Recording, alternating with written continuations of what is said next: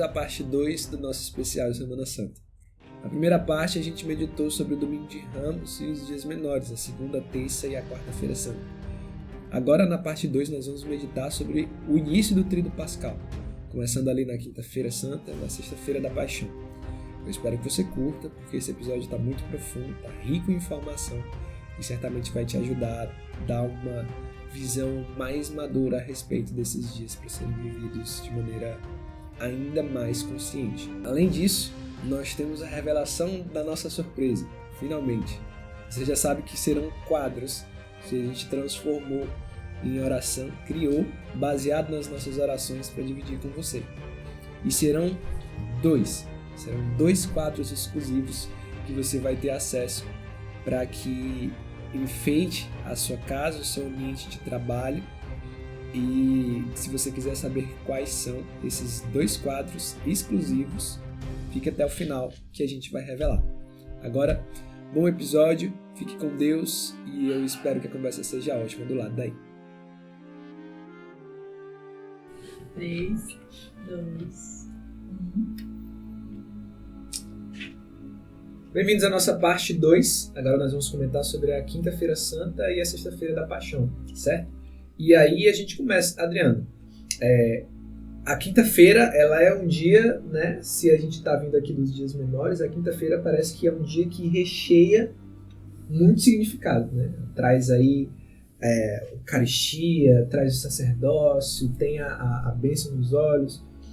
Como é que a gente pode entender esse dia, né, com essa riqueza litúrgica? O que acontece ali na quinta-feira? Bom, primeiramente, Mateus, é preciso separar as liturgias, certo? Você colocou uma série de ritos que de fato fazem parte estão previstos para a quinta-feira, mas nem todos para a mesma celebração.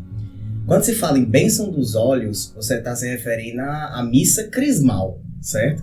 A missa crismal aqui em Teresina, por razões pastorais, até porque é uma arquidiocese de uma extensão considerável, então para que todos os padres possam participar, já que é a missa da unidade, né? Então, para que tenha realmente essa representação diocesana completa, por razões pastorais, se coloca então para segunda-feira. Então aqui em Teresina nós celebramos a missa crismal, que é conhecida também como a missa dos Santos Óleos, que o povo chama Santos Óleos. Claro que eu não podia perder essa, né?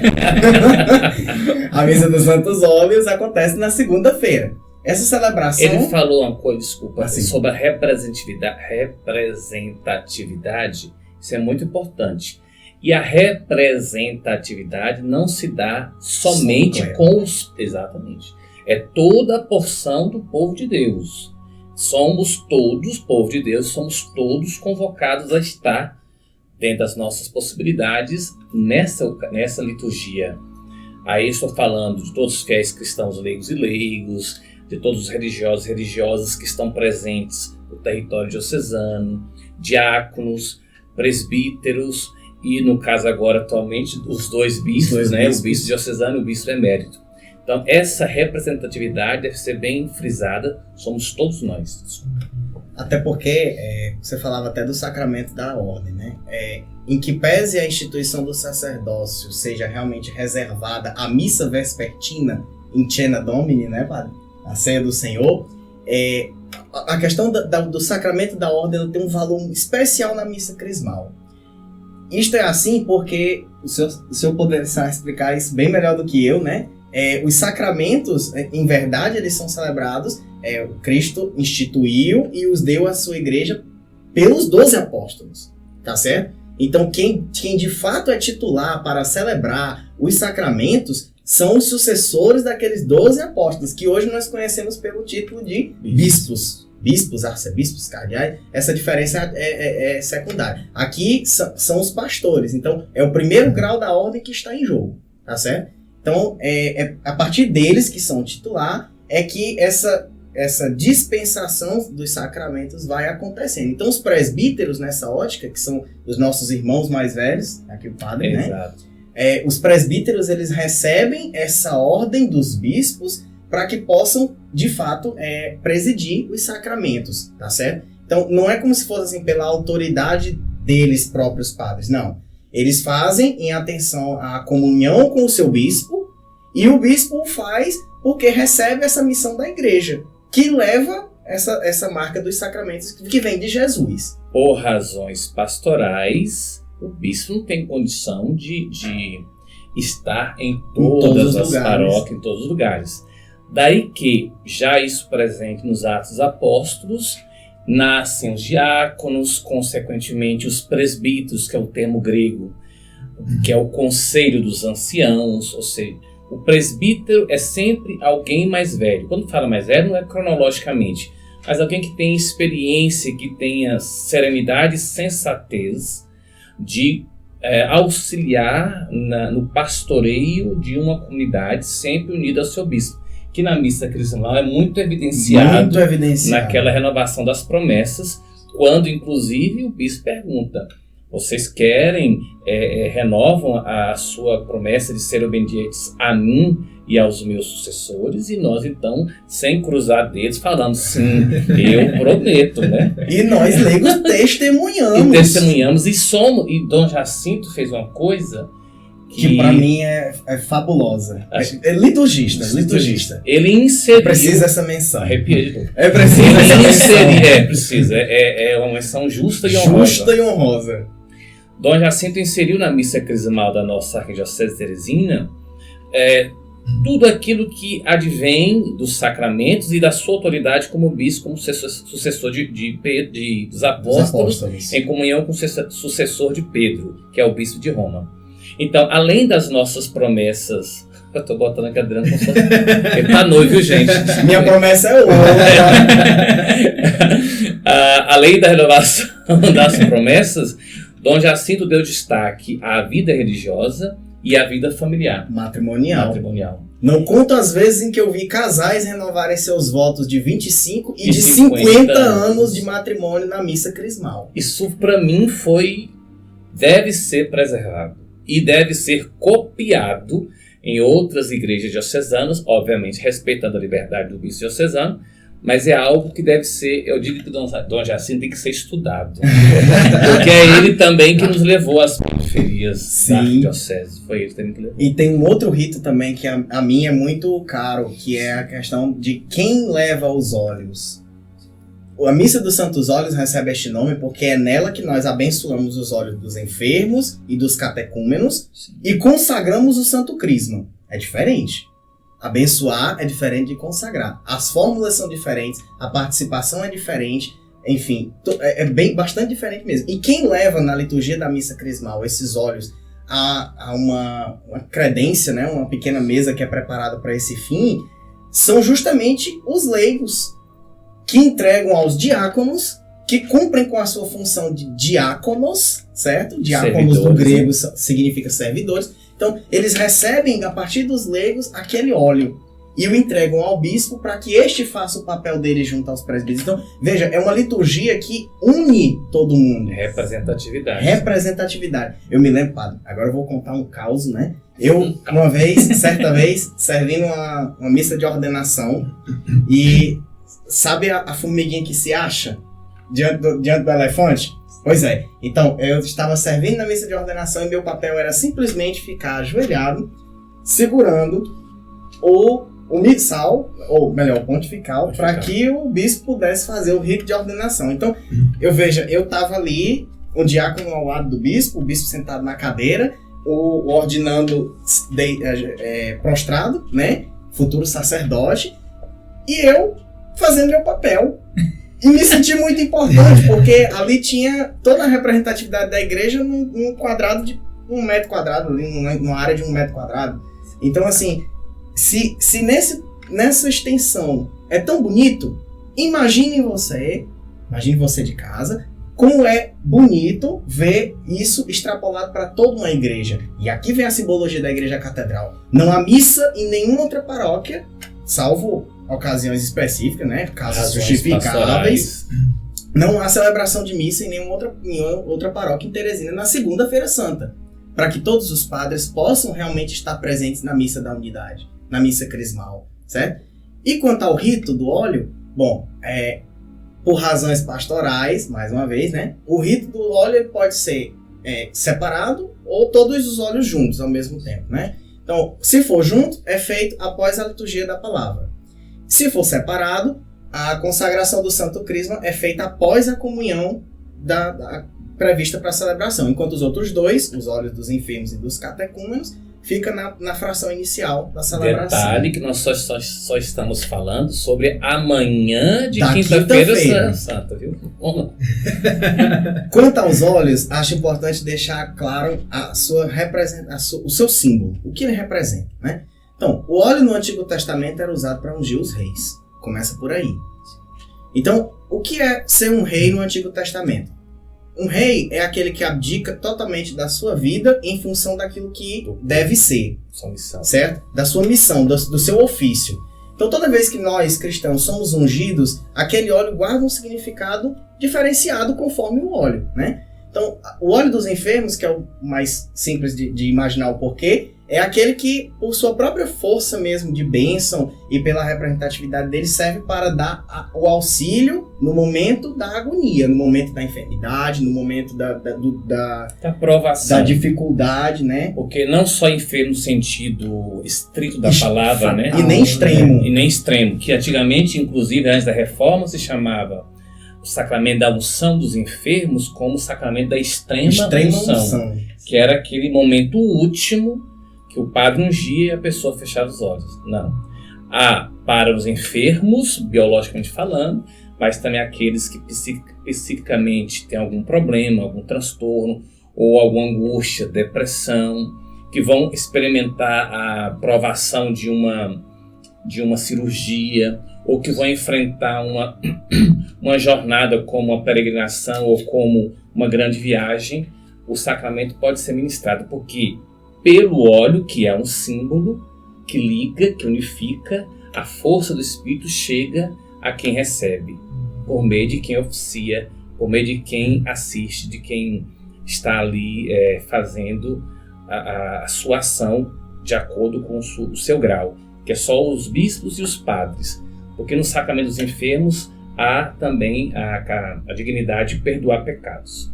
E que bom ser dito, né? Porque muitas pessoas têm um certo preconceito. Ainda, né? Você falou certo. Ainda. Com relação à unção dos enfermos, né? Muitas pessoas não querem, muitos familiares, em caso recusam, que achando que é entrega. Não, passou. Exatamente. Falando dos caus aqui, que a Adriana disse, muitas pessoas dizem isso mesmo, que os padres estão ali para carimbar a passagem.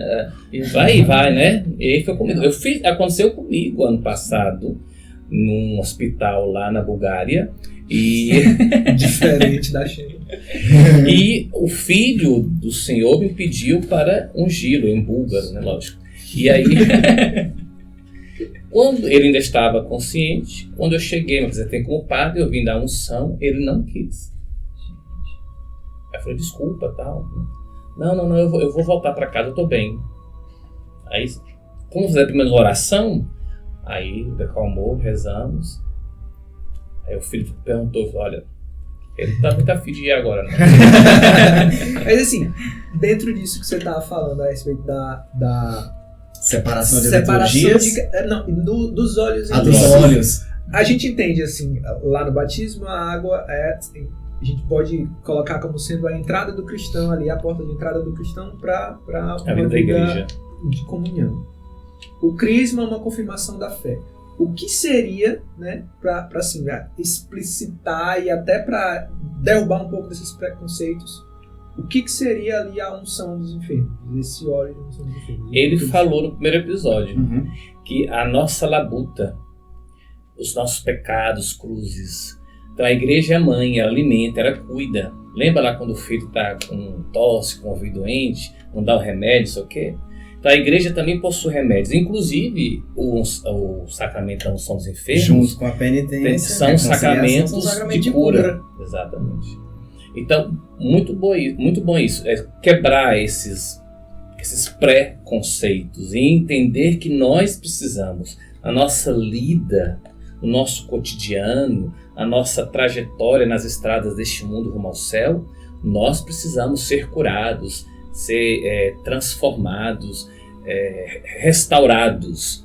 E seguramente a unção dos enfermos, que é muito explícita na carta São Tiago, né, muito explícito, e na figura de Jesus, que acorreu aos doentes, e os doentes também acorriam a ele. Então, a unção, ou seja, é a força do Cristo por meio de um símbolo chegando ao enfermo. Quanto ao óleo dos catecúmenos e do crisma, né, pra gente não fechar esse arco sem passar por eles, eu sempre gosto de retomar as expressões da liturgia. Então, quando você pensar no óleo dos catecúmenos, é lógico que você vai imaginar aquela preparação que é feita para que os catecúmenos possam receber o batismo lá na vigília pascal. Você vai pensar em todo o caminho quaresmal e toda a espiritualidade da iniciação à vida cristã que está voltando, graças a Deus, toda a mistagogia. Mas também eu quero que pense, quando falar em catecúmenos, na função daquele óleo. Porque quando o padre unge, ele diz assim, que a força de Cristo entra em tua vida como este óleo no teu peito. Então, o óleo dos catecúmenos é precisamente aquele que, até costuma dizer assim, ele te deixa lisinho. E quando o maligno vem com as garras firmes dele, ele não consegue agarrar. Então, é a marca, é propriedade de Jesus, certo? A partir daquele momento, a força de... tanto que a unção é uma cruz no peito. Então, que a força entre no teu peito. Chegou no centro, no teu coração. Já o óleo do crisma, que é consagrado, esse é um pouquinho diferente em composição em relação aos outros dois. Isso porque o óleo do crisma ele tem uma mistura de perfumes que pode ou não ser feito dentro da própria liturgia pelo bispo, né? A mistura onde ele recebe a essência e mistura na própria liturgia da Missa dos Santos Óleos. Mas também não é necessário, né? É possível. E o óleo do Santo Crisma, ele guarda um cheiro. Por causa dessa essência de perfume que é colocada nele, ele guarda um cheiro. E esse é o cheiro do cristão. O óleo do crisma, como você muito bem disse, ele confirma. Mas confirma o quê? Se não as missões do batismo. Então toda vez que nós pensamos no óleo do Santo Crisma, você vai pensar, você foi ungido com o crisma, parabéns, você acabou de ganhar tarefas. Você ganhou missões. Você foi ungido no batismo, aquela unção ela é um prelúdio da que virá. Da que virá, que será na crisma, certo? E essa unção ela é feita na fronte. Então é para atingir realmente aquilo que está aqui. E onde os reis eram ungidos. Onde os reis eram ungidos. Para lhes dar a missão. Qual missão? Anote, sacerdote, profeta, pastor. Carta de Pedro. Sacerdote, profeta, pastor. O sacerdote é aquele que reza a Deus pelo seu povo, pelos outros, né? O profeta é aquele que fala de Deus aos outros. E aqui, Dom Cast está fazendo isso brilhantemente, não, padre? Está sendo ação do povo profética, de Deus, sacerdote e profética, exatamente. Então vocês estão exercitando sim a unção do batismo de vocês. E pastor, que é aquele que cuida das pessoas. Então, essas três missões são assumidas. E aí vem os vários momentos de unção. Você é ungido no batismo, você é ungido na crisma e também na ordenação.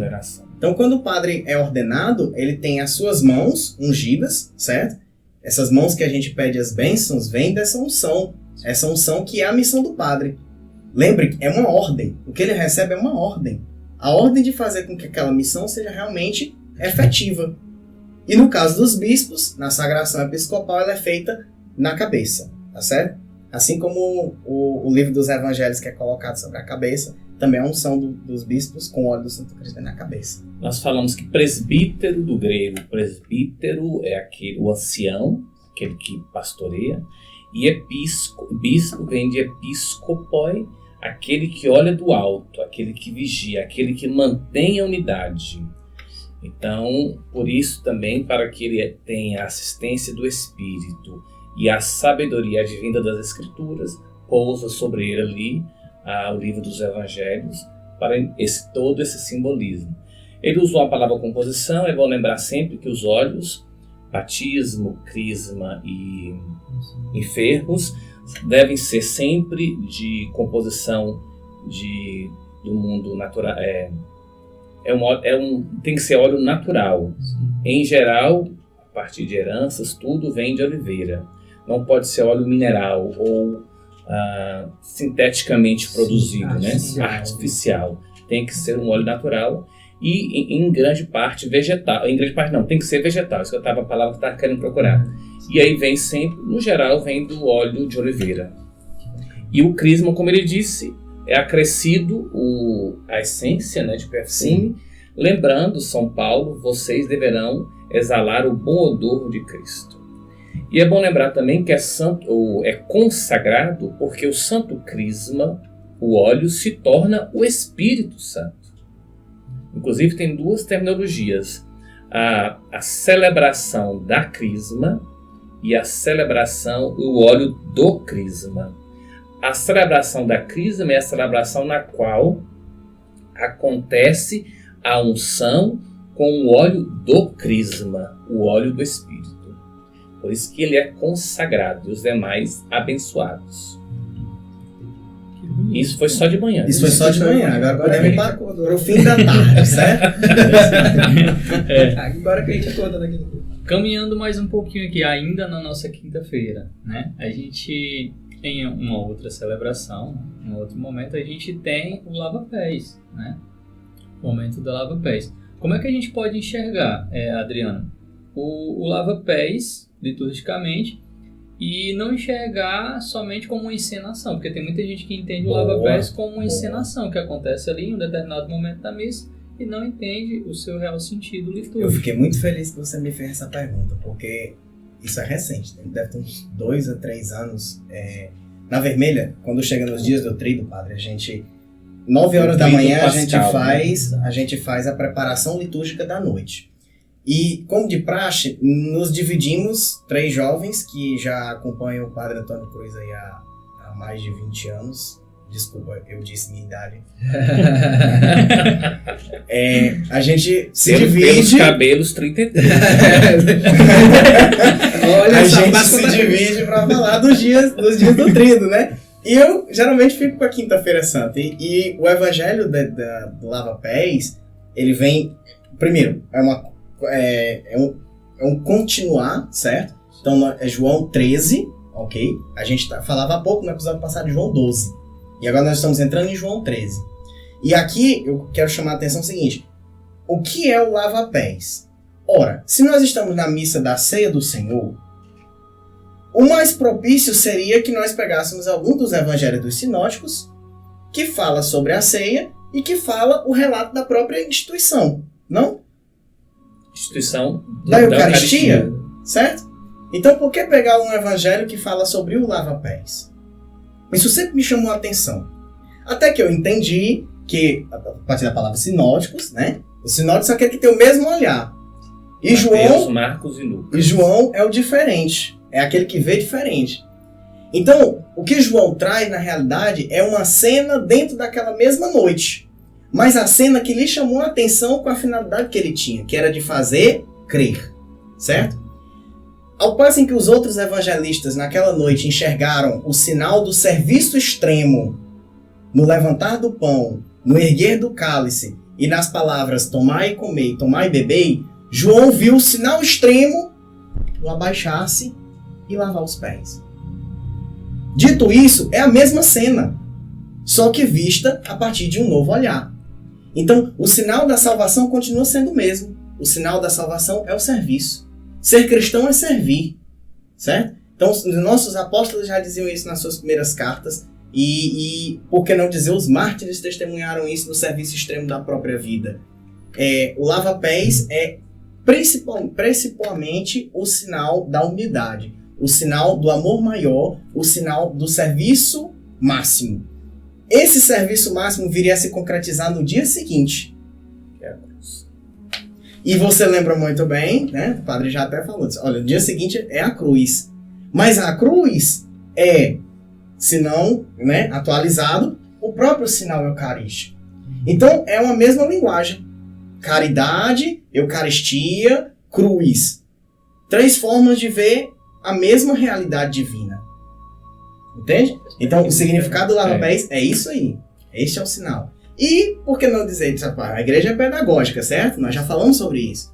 Então, se a igreja é pedagógica, como deixar passar uma oportunidade dessa e para poder deixar de inserir um rito em que nós pudéssemos experimentar o sentimento de Jesus? Então, naquele momento, o padre depõe a sua casula, né? Depõe toda a sua veste e, assumindo as vezes de Cristo, vai e lava os pés de 12 pessoas, ou mais pessoas, não sei. Cada comunidade tem uma forma de celebrar, homens, mulheres, crianças, eu nem vou entrar nesse mérito porque sei que é confusão. Eu não tô lembrado sobre a rubrica, mas acho que não tem uma exigência de idoso, tem, né? Não. Agora, E aí assim... Vamos fazer um só um sobre os 12. E então a gente vê que realmente aquele sinal é o sinal que nós devemos copiar.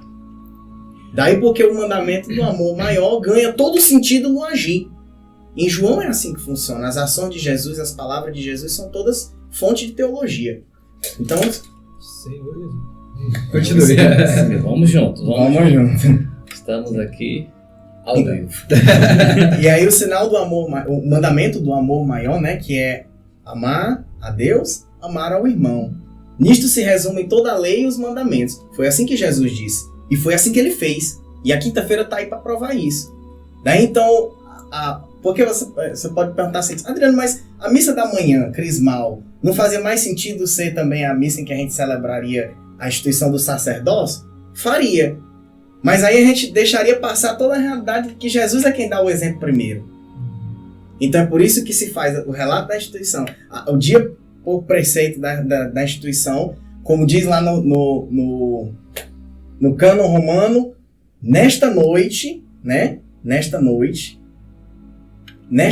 é que se celebra de fato a instituição da Eucaristia, porque ela é um desdobramento da linguagem do amor. O cânon romano é a oração eucarística primeira, acho, né? Que é uma das mais antigas. Se não me falha a memória dela, ela surge depois da segunda oração eucarística. E ela é muito usada nesses momentos litúrgicos altos, solenes, né? Porque ela tem essa composição e, enfim, muito rica. Agora, uma coisa interessante é sobre, a gente falou da quinta pela manhã, que pastoralmente pode ser em outro dia antes da quinta, a quinta-teresina segunda, porque também tem a distribuição dos óleos para as paróquias. E é um detalhe importante, os óleos do ano anterior, se ainda existem nas paróquias, devem ser consumidos pelo fogo, etc. Devem ser, a partir do sábado santo, novos óleos a serem utilizados.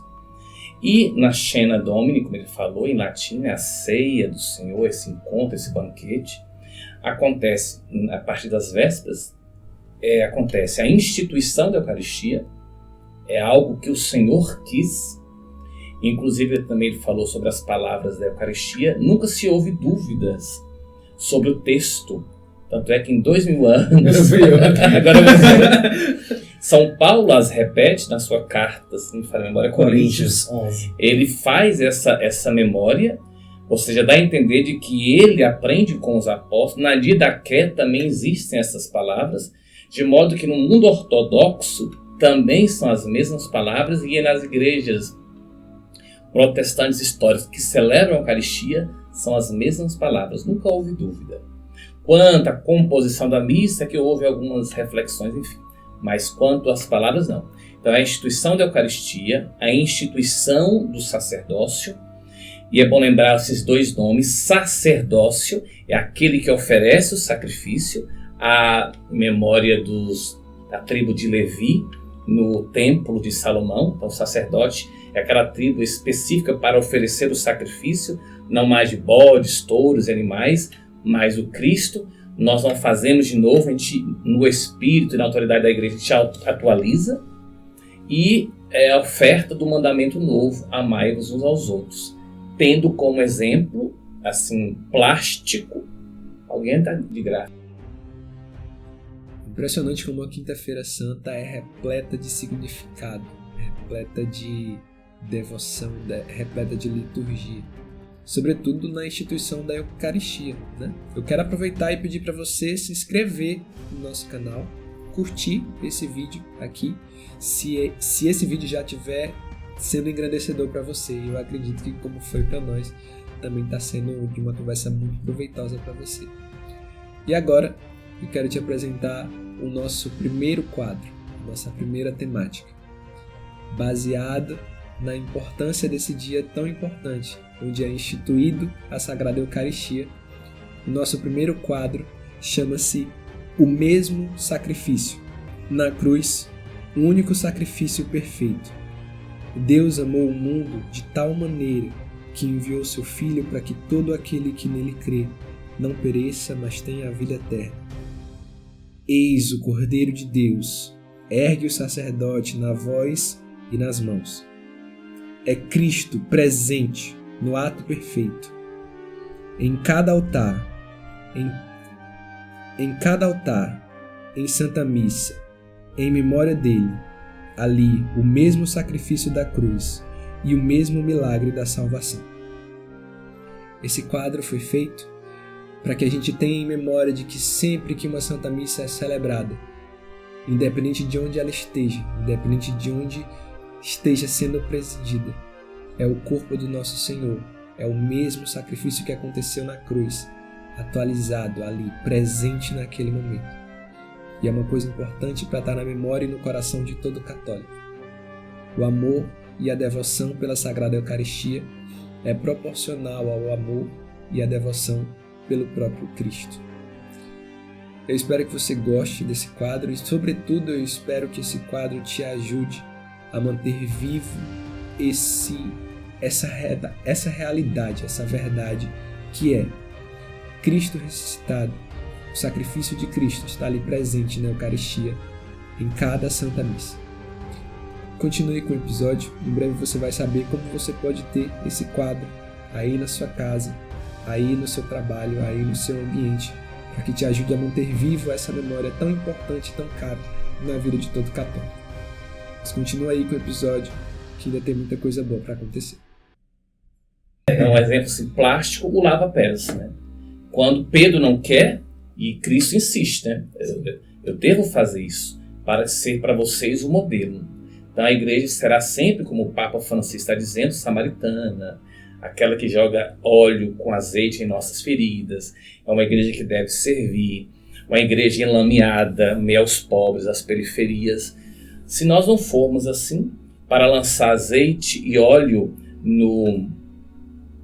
nas feridas das pessoas, o Papa agora, não sei se vocês viram, ele falando aos confessores que o confessionário não é lugar de tirania, não, nem ficar metendo o dedo nas feridas, não. É lugar de acolhimento. Me lembro como hoje uma jovem que tinha terminado o relacionamento veio chorosa confessar. Eu falei, minha filha, em Deus a gente renova. Em Deus encontramos o norte da nossa existência e só Ele pode nos consolar. Então é a beleza, né? Isso tudo, e aí vem, fala aí, você que foi coroinha, essa parte da transladação. Sim, é o final da celebração, já estava até no meu no script, novo, né? Olha aqui, né? Então, essa celebração ela também é conhecida pelo seu findar. Porque na verdade ela não finda. Isso é interessante. A verdade é essa, ela não finda. Se vocês observarem bem, a Semana Santa ela inicia com aquele nome do Pai, do Filho e do Espírito Santo da quinta-feira, e a gente só vai terminar ela lá no sábado, quando depois na bênção final se disser em nome do Pai, do Filho e do Espírito Santo.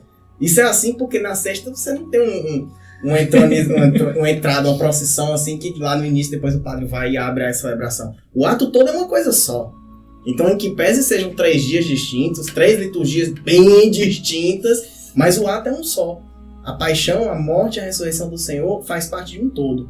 Então, essa celebração ela finda de um modo bem diferente de como ela começa. E aí já começa a mexer um pouco com as nossas emoções humanas, com as nossas experiências humanas. Porque, ao terminar, a gente sai do capítulo 13 de São João e entra nos capítulos, na verdade, 14 ao 17, que são os capítulos sugeridos para a vigília após a celebração. Essa vigília ela foi inserida posteriormente. No início da liturgia da igreja ela não tinha. Ela foi inserida posteriormente como forma de que nós pudéssemos, de fato, seguir Jesus. Obrigado. É muito importante que nós tenhamos a clareza de que a liturgia da igreja vem, ao longo dos 2000 anos, encontrando momentos de se, eu não diria ressignificar, mas de se reapresentar, mantendo o mesmo depósito da fé, contudo, com a linguagem mais propícia à compreensão. Então, é adaptável a cada época. Essa história de missa de sempre, não. ao longo desses 2000 anos da igreja, foram muitas as estruturas canônicas para se celebrar os dois pulmões, a palavra e a Eucaristia, e ainda hoje.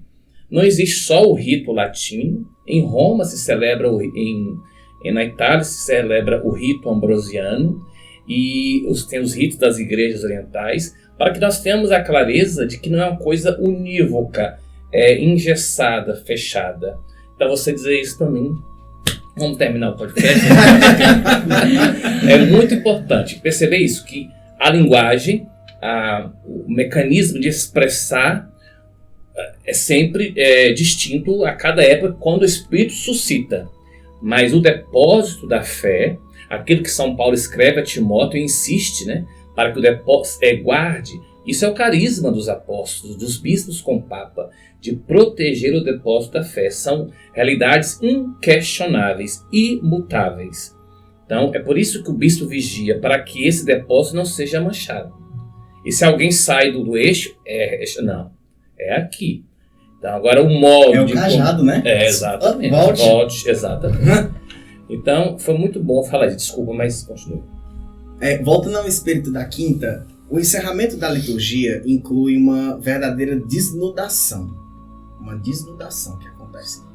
Todas as imagens costumam ser cobertas, né? Em algumas igrejas, repito, há igrejas que não fazem, há igrejas que fazem. Os ritos podem ser diferentes conforme a comunidade que os celebra, certo? Mas algumas igrejas que cobrem todas as suas imagens e ficam em vigília ali até próximo da meia-noite. Algumas vão além, outras fazem um momento mais simples. Pastoral também, porque no dia de hoje, com toda a violência, segurança, infelizmente... E aí essa vigília, ela objetiva que nós possamos acompanhar Jesus naquele momento da sua agonia. Aí agora eu vou contar 2 causos muito próprios, né, de um coroinha, né? Então o primeiro deles eu era criança e mesmo sem compreender essa realidade da quinta-feira, ali na Vermelha a gente fazia uma procissão que saía da igreja e ia para a capela que fica na lateral da igreja, né? E mesmo sem entender que aquele momento era um momento de dor e de agonia para Jesus, eu já conseguia sentir que a atmosfera tinha mudado. A partir do momento que eu saio da igreja, que é enorme, e vou para uma capela pequena, a partir do momento em que eu olho para um sacrário e está aberto, vazio, as luzes apagadas, os santos encobertos, é como se a vida tivesse se esvaído do corpo. E não por isso a finalidade é justamente essa. Eu lembro de uma vez que nas suas formações disse assim, olha, vocês vão lá no sacrário e botem a cara dentro, assim, que era o que São Tomás fazia para poder ver se ficava mais santo, era contemplar aquele sepulcro. Porque é assim que fica. A igreja se torna um verdadeiro lugar, é um silêncio de cemitério, é um silêncio sepulcral. Exato. E esse silêncio vai seguir com a gente durante a sexta e durante o sábado, até o romper da vigília pascal. Então esse clima que se instaura ali, ele merece ser sentido com mais propriedade, sabe? Ser percebido, ser mais absorvido.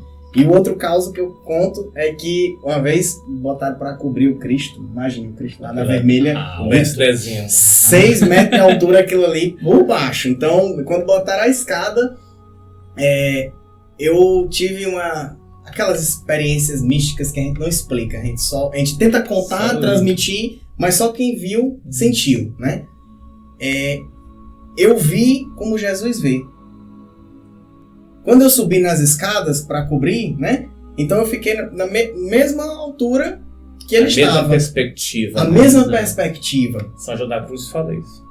E quando eu vi aquilo ali, me acalentou o coração ver que ali tinha uma comunidade que estava reunida para perpetuar, que não ia abandonar. Aquilo se refletiu no que eu vivi na minha infância, onde mesmo sem ter o conhecimento adequado do rito, eu disse para minha mãe, a minha mãe terminou a missa, ela ficou ali aquela meia hora de lei, né? E depois disse assim, meu filho, vamos para casa que tá muito perigoso. E eu disse, não mãe, eu quero ficar aqui com Jesus até o último momento. E eu acho que é assim que a gente merece sentir essa quinta-feira. Eu quero ficar com Jesus até o último momento. Outra expressão, perpetuar.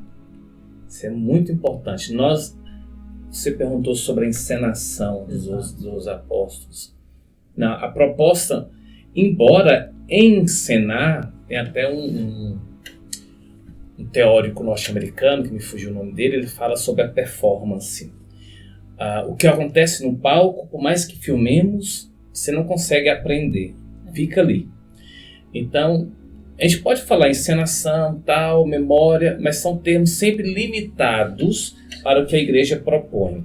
E a ideia é isso, é atingir os sentidos, o nosso centro, mais o âmago, né, o nosso escafandro, aquela realidade mais profunda, para que de geração em geração aqueles elementos sejam então transmitidos e perpetuados.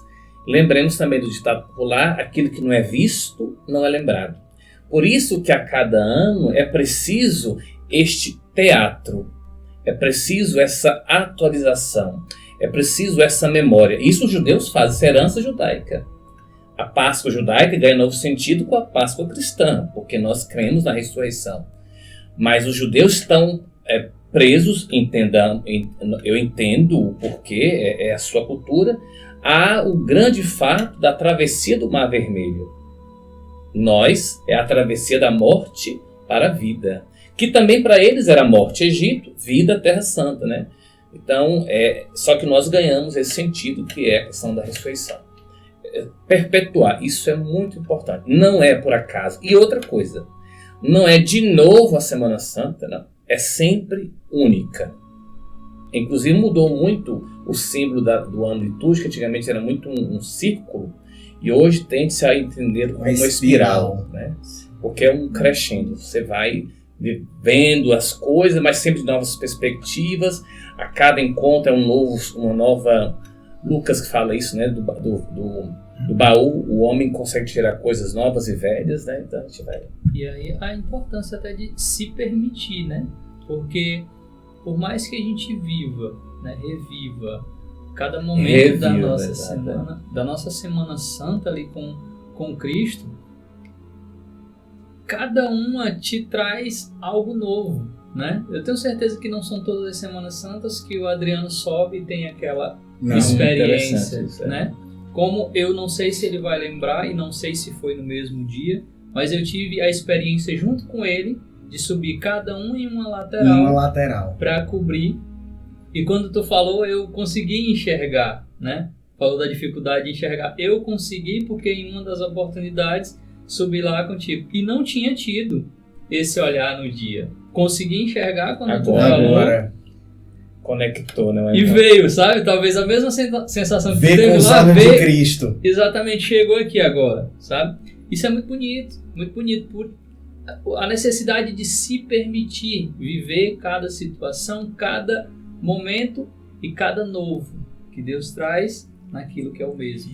E muito importante, se permitir, eu até falei esses dias na liturgia, a nossa geração, que chama Millennium, alguns falam flocos de neve, que é de cristal, etc., que é muito...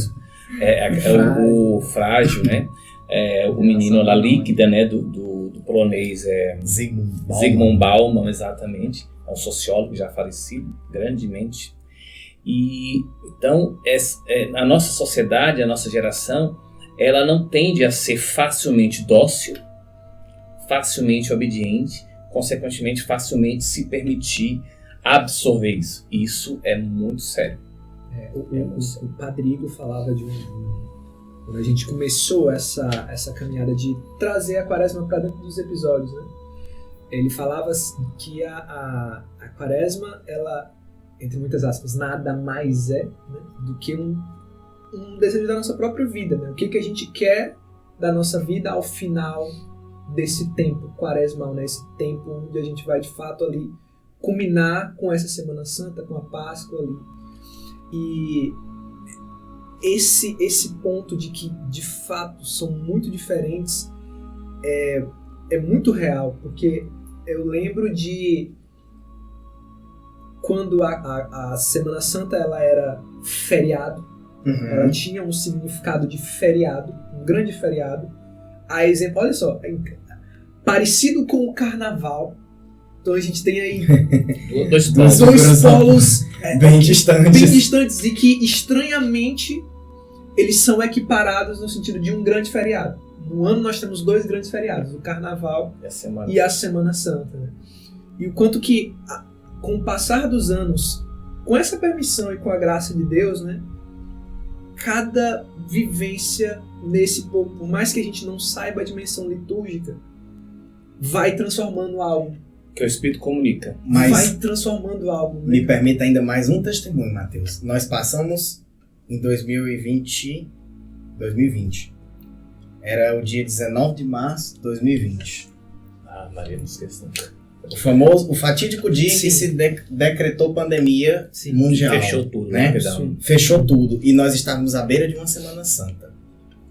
E nós fomos muito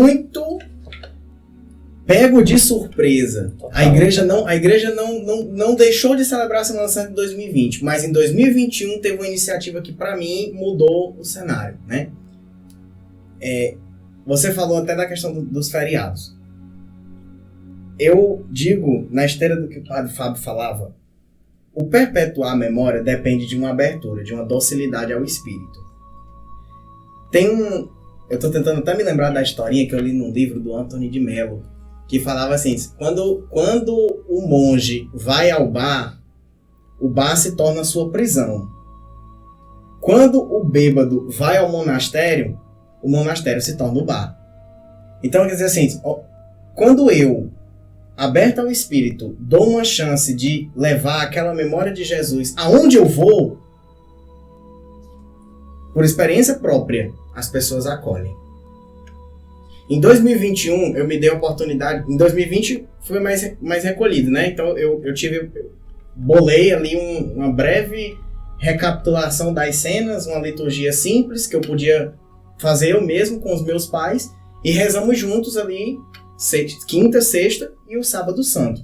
Em 2021, a Diocese fez um livrinho, Dom Jacinto fez um livrinho com as celebrações do Tríduo Pascal, para que as pessoas pudessem celebrar em casa, né?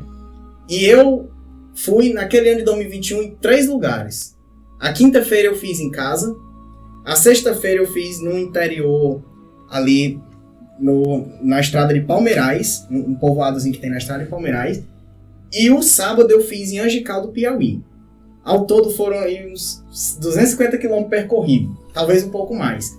Mas assim, onde eu fui, eu encontrei a abertura.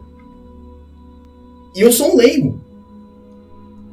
Entenda? Não, você é leigo, coisa que eu não sou, você é leigo. Não, eu digo assim, porque às vezes as pessoas se subestimam. Exato, por isso que eu quis falar. Você é um leigo batizado, eu sou um leigo batizado que recebeu a missão de falar de Jesus. Membro do povo de Deus, sacerdotes, profetas e reis. Então, se você tem a coragem, por que não? Por que não? Ah, eu vou viajar, a minha família inteira vai viajar, eu vou deixar a viagem da minha família? Ou não? Eu quero também curtir aquele momento com eles.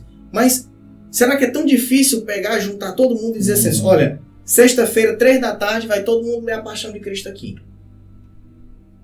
Quinta-feira... Uma atualização pastoral, exatamente. Quinta-feira, à noite, nós vamos todo mundo ler o Evangelho do Lava Pés.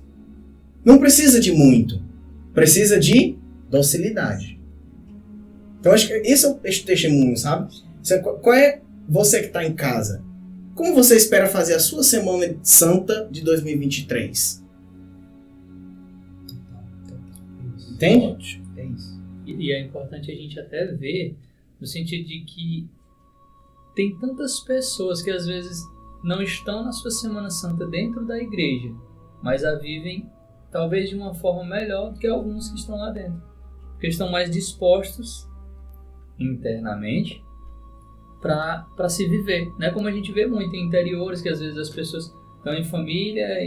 Na minha família acontecia muito, né? Eu participei muito desses momentos em família, onde a gente estava, às vezes, num sítio, em algum lugar, mas tinha-se um momento que era tirado para se viver aquilo que o dia pedia, Uhum. que Jesus nos pedia.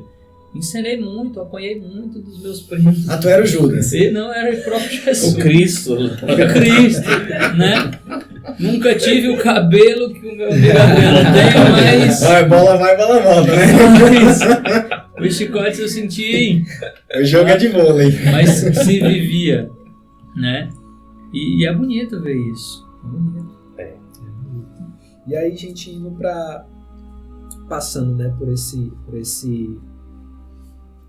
A gente comentou aqui que a Eucaristia, ela vai ficando... Ela Silenciosa. É, O ambiente vai desnuda, ficando. né? A igreja, ou seja, a desnudado. esposa fica nua. Exato. Porque o esposo está indo para o patíbulo, para o sacrifício, para a oferta, que culmina, muito provavelmente, naquele horário de 15 horas. Né? Ao que se entende pela cronologia, etc. Tal, se entende que aquele horário, pastoralmente, pode ser um horário próximo a 15 ou um pouco depois das 15. E aí Pode acontecer. a gente já entrando na sexta-feira, padre.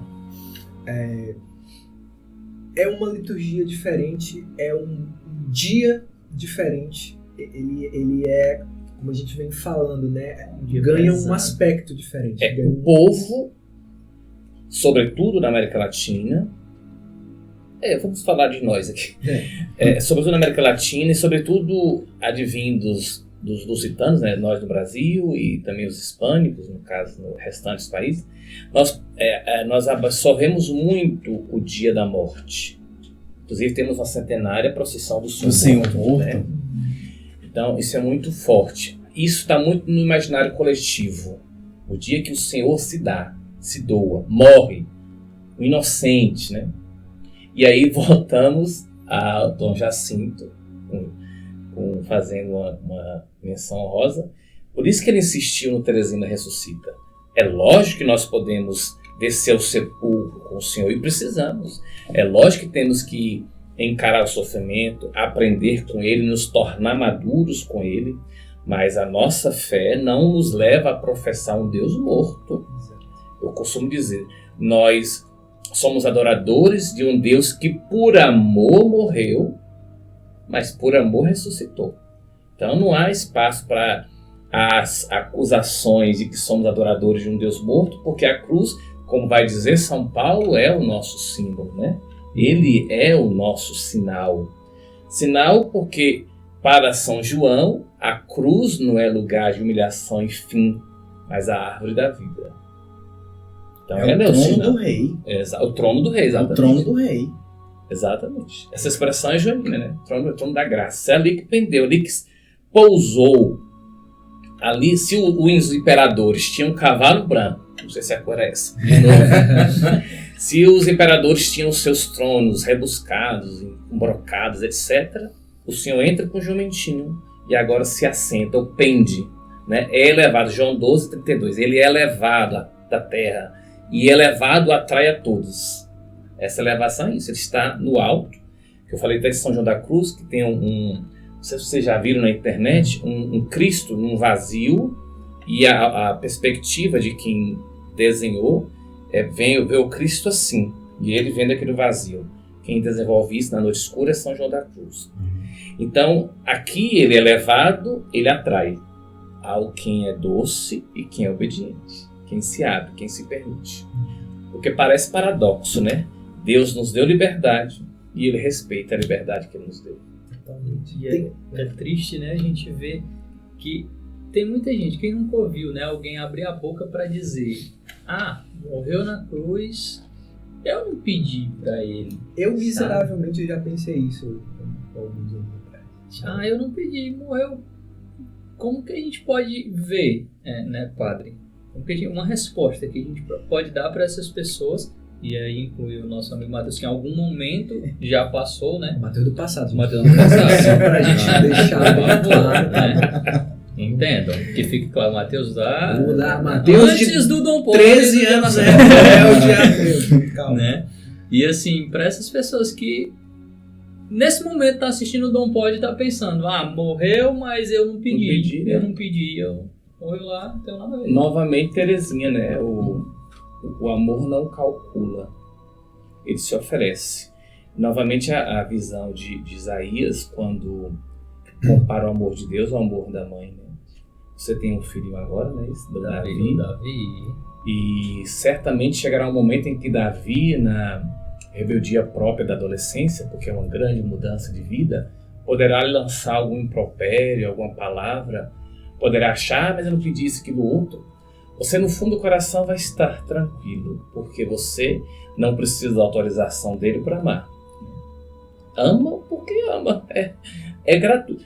Todas as pessoas, essa agora é uma experiência minha como padre, como confessor, mas eu também digo que vocês, como leigos e leigas, ou outros tantos que nos veem, podem fazer essa experiência. Quando as pessoas chegam na confissão e dizem que não merecem, eu digo que ninguém merece mesmo, não. É gratuidade. Agora aceita. Se ele fosse fazer algo por nós, porque merece... São Paulo mesmo diz, uma grande dívida foi paga e foi um ato de extremo amor, de extrema liberalidade. Agora, na nossa liberdade, podemos acolher ou não. Acolher ou não. E é importante também não desmerecer a compreensão comunitária da fé. O catecismo que eu trouxe aqui, o meu, é da primeira edição, 91 parece, logo foi, por isso que ele está assim, bonitinho, né? Ele já abre dizendo, eu creio, é um ato pessoal, hífen, nós cremos. Que é a grande distinção da fé cristã católica para a fé das comunidades protestantes, que valorizam muito o individualismo, nasce ali no século XVI, no início da Idade Moderna, e enfim, tal. Então, a minha crença é assim, eu chego um momento em que eu, como adulto, eu creio, mas eu não posso crer como eu quero crer. Eu creio como a minha mãe e mestra crê e me ensina a crer. Então, nesse sentido que a gente vai entendendo que mesmo que a nossa geração, não tenha pedido, o amor oferece a todos. Ele morreu por todos. Agora, se eu ou outro não queremos, paciência. Na liturgia desse dia, eu gosto de destacar 2 aspectos. Acho que é válido comentar aqui com os nossos companheiros de episódio, né? O primeiro é cruz, árvore da vida. Cruz, árvore da vida. É assim porque na cruz o Cristo se faz novo Adão. E a árvore que nós presenciamos lá no Gênesis era a árvore do conhecimento do bem e do mal. E a partir de uma atitude em relação àquela árvore, veja bem, não é a partir de um fruto, não é a partir da natureza da árvore. A partir da atitude que o ser humano teve diante daquela árvore, nasceu o pecado. O Catecismo diz isso. A raiz do pecado original é um coração, não a árvore, é um coração desviado. Se desviou, desconfiou do amor de Deus e tomou fruto noutra intenção. Mas ali na cruz, o discurso se reverte. E aí nós temos até aquele cântico famoso, né? Fiel madeiro da Santa Cruz. Né? Então, assim, para ressaltar essa questão de a cruz a contestação daquele discurso do pecado. Agora, um justo se oferece como árvore da vida, diante da árvore da vida da cruz, para nos dar aquela vida. Então, se antes o pecado trouxe a morte, né? Aquela árvore do Gênesis, aquele Adão do Gênesis que desobedeceu a Deus e por causa disso experimentou a morte, então agora Jesus vem fazer o inverso. Então, a partir de um humano justo, todo homem, todo Deus, já que ele viu que seria necessário, olha, vou eu mesmo. Os homens sozinhos não vão conseguir, vou eu mesmo. Então, assumindo a nossa condição, nossa pífia condição humana, Jesus então se rebaixa, não só no ponto de vista da cruz, do patíbulo, do escárnio, das 30 moedas de prata que era o preço do escravo. Jesus não se rebaixa só ali, ele se rebaixa mesmo na condição divina para a condição humana, para dar aquilo que faltava, a vida. Então, quando o padre diz assim, olha, foi criada, né, a procissão do ressuscitado, para dizer uma coisa que é muito óbvia. Mas quantas vezes a gente precisa ouvir o óbvio para entender? O ressuscitado é o crucificado. Não é outro. Leiam os evangelhos e vocês verão. Ele conhecia os 12, ele sabia o que tinha acontecido, ele mostrou as mãos, ele mostrou o lado. O ressuscitado é o crucificado. É dali que deriva a fé da vida eterna. não é outra pessoa que veio, é o mesmo Jesus. E aquele mesmo Jesus, a partir do lado, aí vem a misericórdia, né, que o senhor falou. Então, o novo Adão que se oferece na árvore da vida faz com que dali da sua costela brote a nova mulher, a igreja. Então, a igreja nasce daquele sangue e água que brota do lado da cruz. Isso já eram os santos padres que diziam, né? Irineu. Os santos padres diziam a água como sinal do batismo, o sangue como sinal da Eucaristia. E a partir dos dois, a misericórdia divina, que é gratuidade. Deus não se cansa de perdoar. Nós é que cansamos de pedir perdão. Esse é o mote do Papa Francisco. Esse é o mote do ano da misericórdia que nós fizemos em 2016 e que permanece tão atual. E o interessante, voltando ainda nessa questão do lado, que ele gera a igreja, a nova Eva, né? São Paulo vai trabalhar o novo Adão, o velho Adão e o novo Adão, e aí os padres vão entender que a grande tipificação, a grande figura dessa nova Eva, que é a igreja, é Maria. E no documento do Lumen Gentium, o capítulo 8º, retrata isso, né?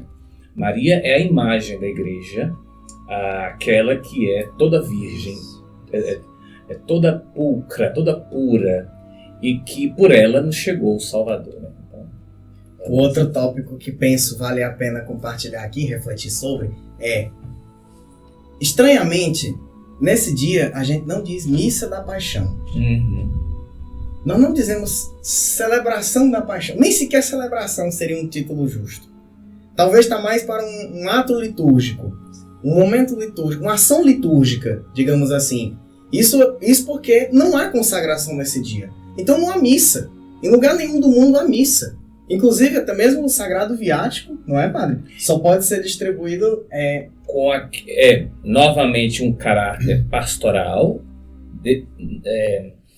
um ato excepcional. E, se houver necessidade de dar, o viático é a última comunhão para ser acompanhado na sua via, para aquele que está partindo. Então, só será, digamos, possível dar da comunhão celebrada na quinta-feira santa, né?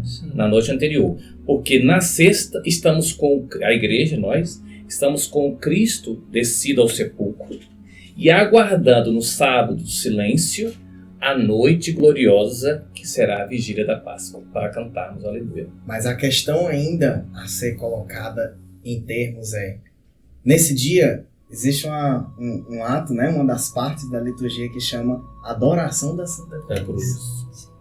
E que na rubrica está a adoração. Era isso que eu ia dizer. Está adoração, não é veneração, não é ato de fé, não é adoração. E adorar significa respirar o mesmo ar, compartilhar daquela mesma realidade. Adorar é se colocar pequeno diante da grandeza daquele mistério.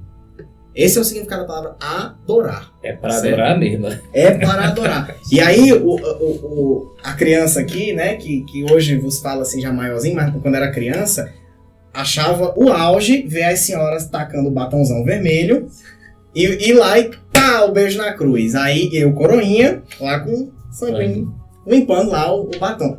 Não queiram ver como ficava o sanguíneo depois, né, coitado, o paninho. Não queiram ver como ficava depois. Mas a questão é adorar. Por que adoramos a cruz? Se essa devoção nós não damos a santo nem sequer a Maria. Sim. Como imaginar que nós adoramos a Santa Cruz, se não pela profunda identificação da cruz com o mistério de Cristo? Eu disse a vocês nesse episódio ainda, né? O lava-pés, a Eucaristia e a cruz. São três realidades que estão interrelacionadas. É o mesmo mistério visto de diferentes faces. Então, se você adora a Jesus Cristo na Eucaristia, se você consegue viver isso na caridade, e aí tem um adorar bem próximo, sabe? Bem realmente de cuidar, né? Você também consegue facilmente perceber esse mistério do adorar a cruz. Porque é o mesmo mistério em outra linguagem. Então, sim, nós adoramos a Santa Cruz. E, sim, aquele beijo é necessário.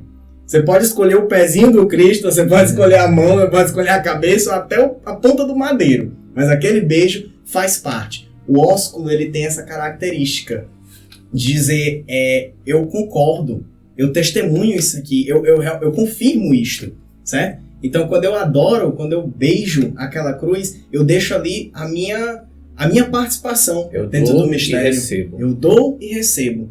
A partir daquele contato íntimo. Boca é íntimo, o ósculo é íntimo, o beijo é íntimo.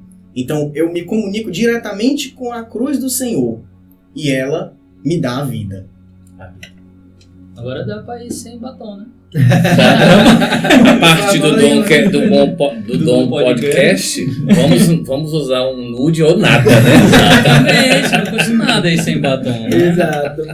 O vermelho que precisa já tá no sangue. Já tá no sangue. Olha, mas eu vou dizer uma coisa a vocês. Uma vez eu perguntei a uma senhora por que, né? Que ela usava o batom. Ela disse, para o meu Senhor, o melhor. Então, fica pela consciência. Para o meu Senhor, o melhor. Sua consciência é o seu guia. Muito bom.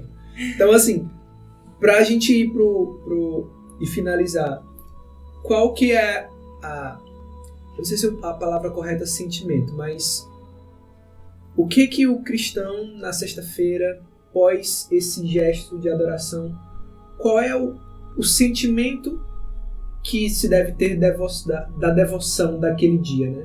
Ali pra gente já caminhar para o próximo dia. O que vocês poderiam dizer? Uma das atitudes é o silêncio. Esse silêncio não só externo, como interior.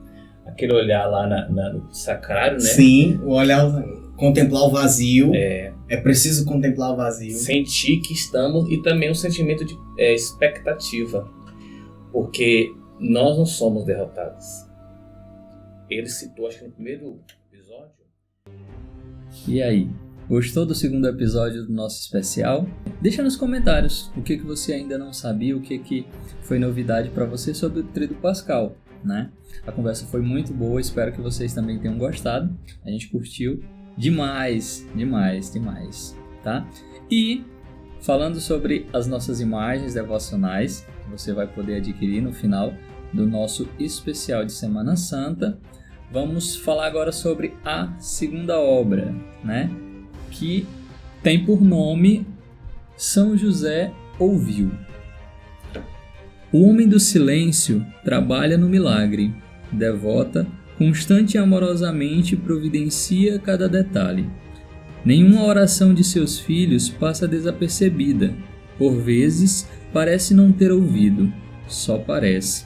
Assim como, ao ouvir o anjo de Deus em sonho, ele, não dizendo uma palavra, responde com a obediência. Ao ouvir a oração de seus filhos, no silêncio ele trabalha em cada uma delas. Como pai que ama no gesto, ele intercede entre a luz da graça da Trindade e o esforço das virtudes. Calma, ele ouviu, São José está operando no milagre. Essa segunda obra também você tem a oportunidade de tê-la disponível na sua casa ao final do nosso especial. Aguarda até o final para você saber as condições, para que você tenha ela em casa e que seja também mais um auxiliar nas suas orações. São José, providenciai.